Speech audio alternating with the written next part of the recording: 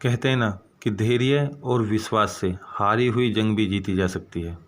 हाय दोस्तों, मेरा नाम है धीरज यादव और आज की छोटी सी कहानी, भगवान पर विश्वास। किसी राज्य में एक राजा होता है, उसको कोई संतान नहीं होती है। वो बहुत परेशान होता है, बहुत साधु संतों के पास जाता है और सबसे पूछता है कि बताओ मेरे को संतान कब होगी। तो साधु संत होते हैं, काफ़ी कुछ उसको एडवाइस देते हैं, ये करो वो करो, मगर कुछ भी करने से उसको संतान नहीं हो पा रही थी। तो फिर एक साधु एक दिन उसको सलाह देता है कि आप ना एक नन्हे लड़के की बलि चढ़ा दो तो आपको संतान हो जाएगी।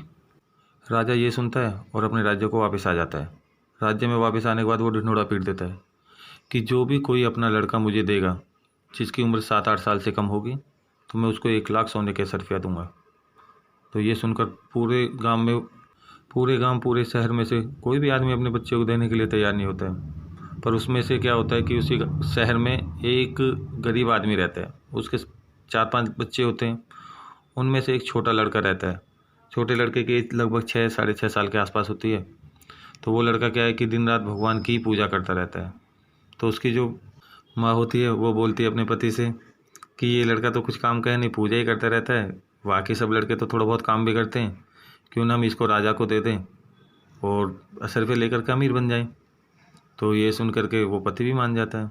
तो राजा के पास खबर पहुंच जाती है कि वो गरीब आदमी अपना लड़का देने के लिए तैयार है। तो वो लड़का लेकर के आ जाते हैं राजा के पास में।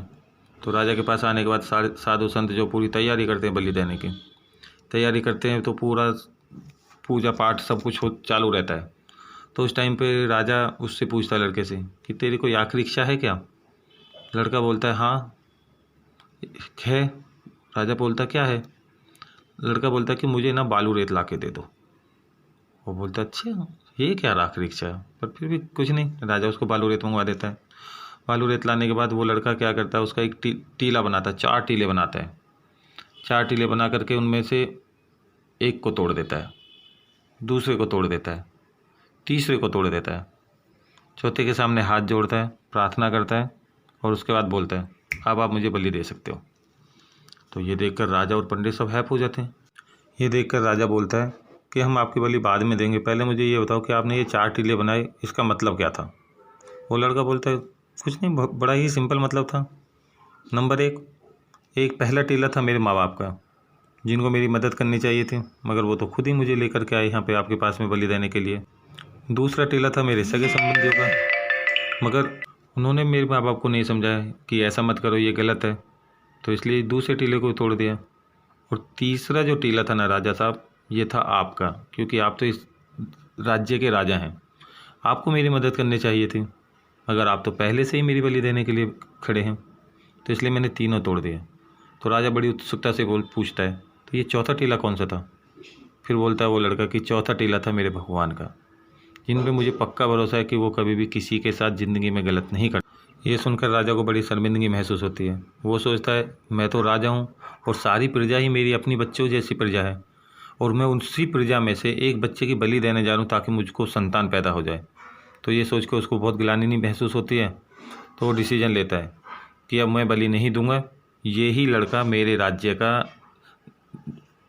का राजकुमार है।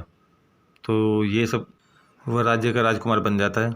देखा ना, ये छोटी सी कहानी हमें शिक्षा देती है कि धैर्य और विश्वास से कुछ भी संभव हो सकता है। भगवान पर विश्वास से तो स्पेशली कभी भी गलत करते ही नहीं भगवान तो किसी के साथ में। इसलिए भरोसा रखो भगवान पर कि वो हमेशा हमारे साथ अच्छा ही करेंगे। दोस्तों, कहानी कैसी लगी कमेंट बॉक्स में ज़रूर बताएं। चैनल सब्सक्राइब नहीं किया तो सब्सक्राइब करके जाएं। Thanks for watching.